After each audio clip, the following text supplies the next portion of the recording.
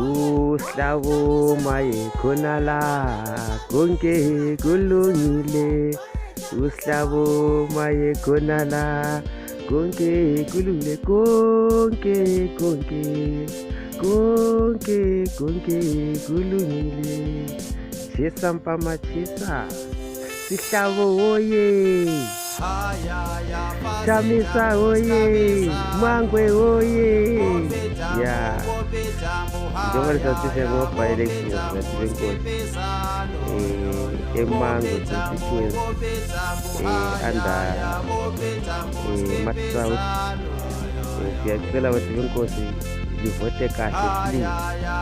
Laba abayi-400 something abavotele iZANU-PF, siyacela this time siyalincenga ke, hhayi ngodlame. Siyalicela abantu benkosi, yakwazi lani ngabonanga kuhle maybe lalirote umumbulwane ngoba liyabona umumbu uyaphela into umumbu awusonto ongayigqoka, umumbu awusonto awugadise siyangukuthi eplanto siya ngobulawayo, umumbu awusonto ngengakuphathisela abantu abakho eGoli udlala bayikuhle, umumbu awusonto nguhambe uyobhadela ngayo esikolo, umumbu awusonto ngesingathi into ongahambe uyethiya ngoba futhi ufake esithebeni. Hhayi, umumbu lwana obolileyo ngokuthi lawe ubhayiseke engqondweni. Kodwa this time I think selile ngqondo i-situation siyalincenga abantu beZANU-PF nabazivotele iZANU-PF last time ukuthi hhayi siyasibona isimo nasi i-option esiselelayo MDC yalayo iZANU-PF. Hhayi, liyabona lana amaginizongo phansi phezulu, hhayi bazama sile kodwa liyabona into azihambi. Kodwa sicelane sisifayele uSihlabo eMango. Siyacela abantu benkosi uthi la nxa uthatha isithupha sakho ubuhle phansi uthi uNkulunkulu ngicela amandla sile ukuthi ngiyefakela uSihlabo, nothi ukuthi ngiyefakela iZANU-PF. Ngoba nxa usufakela iZANU-PF uhlukwazi ukuthi usuvotele umumbu lwana obolileyo futhi lingarotshwa ngezikipa. Siyabona ukuthi izikipa azilisi ndawo khona manje, isikipa sonto ngayifaka eziko ukuthi uyayitheba, ikepesa sonto ngayifaka eziko ukuthi uyayitheba.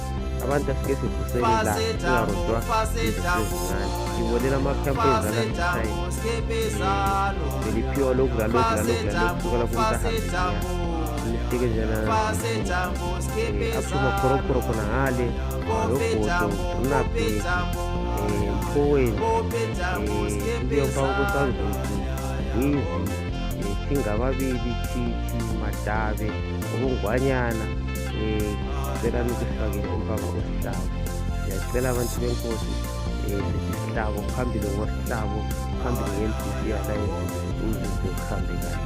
Abantu benkosi ngiyacela sibithi hhayi kabi, angilwi lani sithi bantu benkosi osizambone evotele iZANU-PF usuzokwazi ukuthi wedwa usuvele usugula usuphumile esibhedlela wenza uvotele iZANU-PF akulamali ezimbabwe, usebenzisa imali ezizohlupha ezihluphisa abantu ngeke wathi ilamali ezimbabwe ilamisebenzi uzohambe kathi izinto ziyadura